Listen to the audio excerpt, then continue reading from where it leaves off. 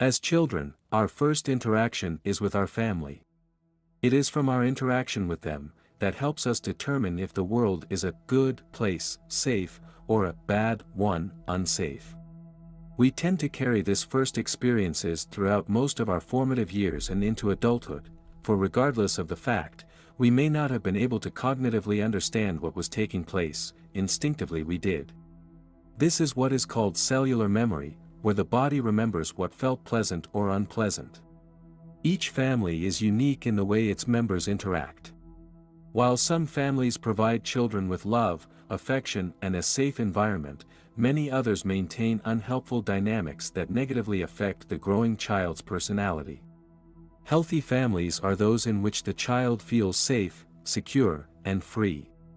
Each person's boundaries are respected, uniqueness is appreciated, the right to an opinion is valued, and needs are met. Dysfunctional families have dynamics in which parents repeatedly and consistently neglect children. They silence them, bully them, emotionally blackmail them, traumatize them physically and/or emotionally, and treat them disrespectfully. There is no such thing as a perfect childhood, but what is it like for the children who grew up in dysfunctional, perhaps even abusive settings, and what are the consequences? Let's find out more. Growing up in a dysfunctional family can cause wounds so deep that they affect you for the rest of your life. Growing up in a dysfunctional family can mean many things. There is no one rule that fits all. In psychology we say, every family is dysfunctional as per the ideal, due to the fact that every human being is so complex and different. But that is not the type of dysfunctionality I am referring to here. This article focuses more on abnormal dysfunctionality. A type of dysfunctionality that scars a child for life. I needed to make that very clear, as within modern society, too many new parenting approaches are leading to what I call the bubble-wrapped child, which is a child who is overprotected, overindulged, often overwhelming their senses, children who develop no resilience, which in time will lead to adults incapable of facing the natural hardships of life. No extreme is ever good. In most cases, when I refer to children who have been scarred for life due to the dysfunctionality of their surroundings, I am referring to a home full of instability and full of conflicts. Commonly, there is abuse, neglect, dependence on drugs or alcohol, other type of addictions, psychological issues, or atmospheres where the child was never wanted but came to be due to family expectations or a moral social code.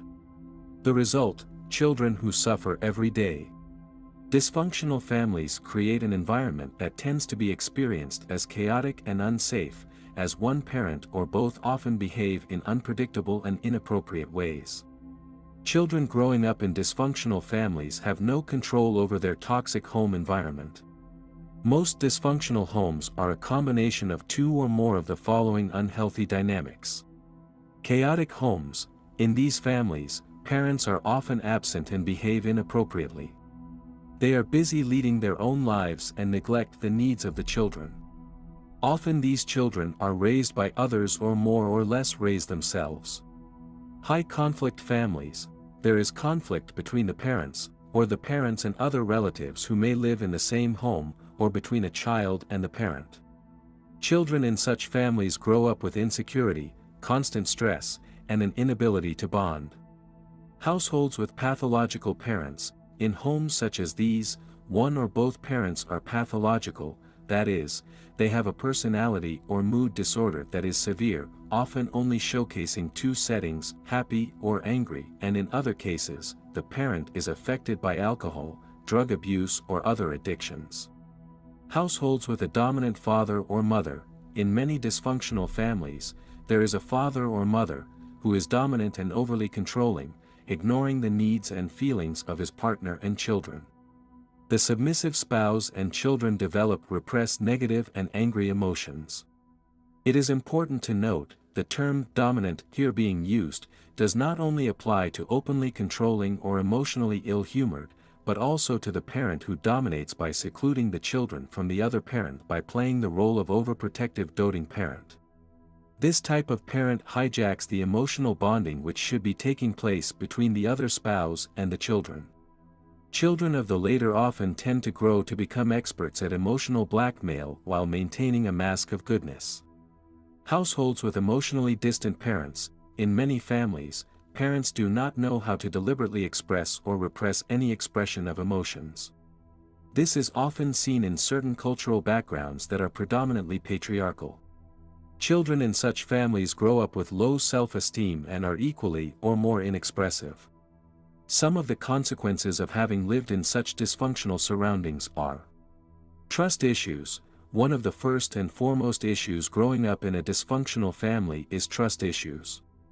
When you can't trust the people who gave you life, you grow up feeling like you can't trust anyone.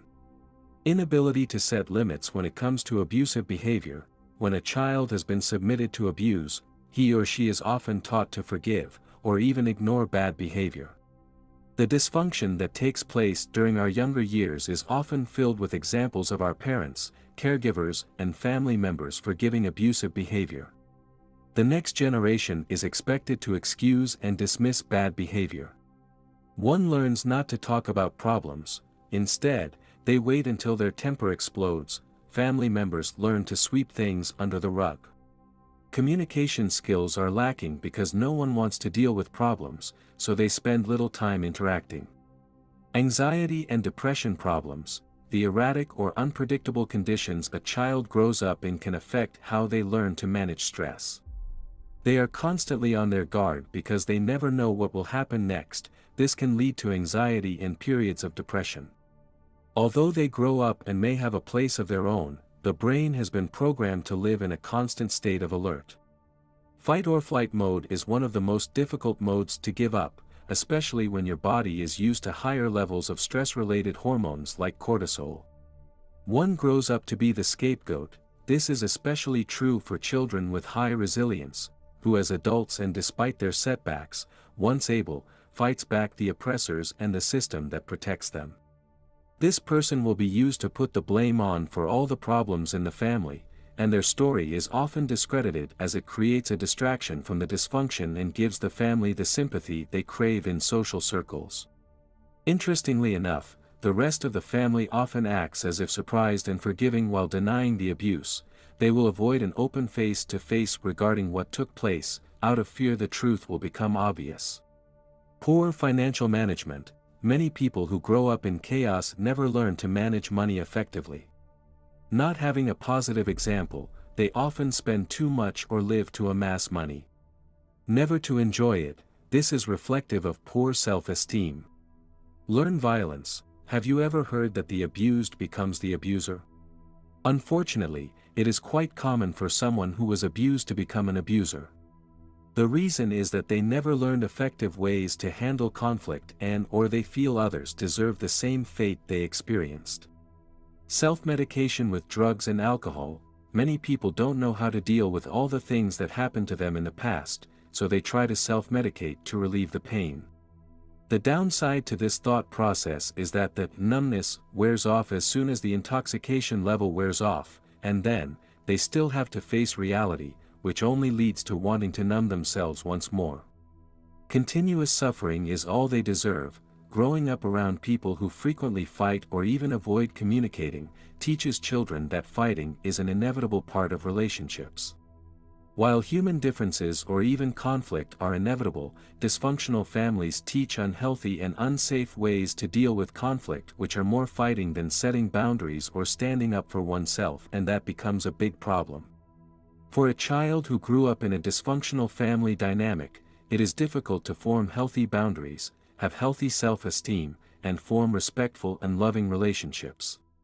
Many times, the children themselves repeat the patterns they learned in their childhood and indulge in self-destructive behaviors as a means of escape.